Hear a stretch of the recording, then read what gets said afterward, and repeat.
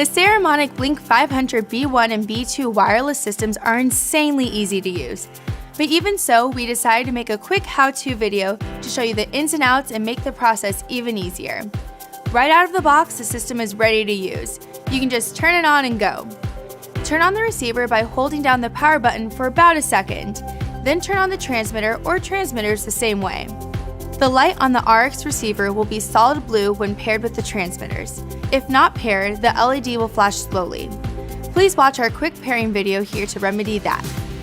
You can use the TX transmitter's integrated omnidirectional microphone by just clipping it to your subject's lapel or collar, or use as a traditional body pack transmitter with the included lavalier microphone.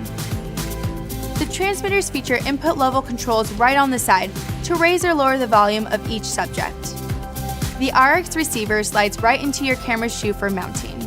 Or because it's so compact and lightweight, you can clip it anywhere, like the camera strap.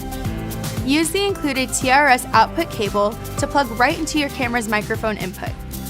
While monitoring with headphones, use the level control on the transmitters to get a strong, clean signal and create an even mix of the two subjects when using two transmitters. Then set your camera's input level while watching the camera's audio meter. A good rule of thumb is to have the levels not exceed -3 dB on the meters. So raise or lower the camera's microphone input level until you are peaking around -5 to -3 dB. But trust your ears as you monitor with headphones to get the best sound. Once you have a clean, evenly mixed signal, you are ready to shoot. But be sure to monitor with headphones and watch the meters throughout the shoot to identify and fix any possible issues to ensure you have the best sound. Be sure to check out our other Blink 500 how-to videos for even more information, and subscribe to our channel for even more great content. Thank you for watching.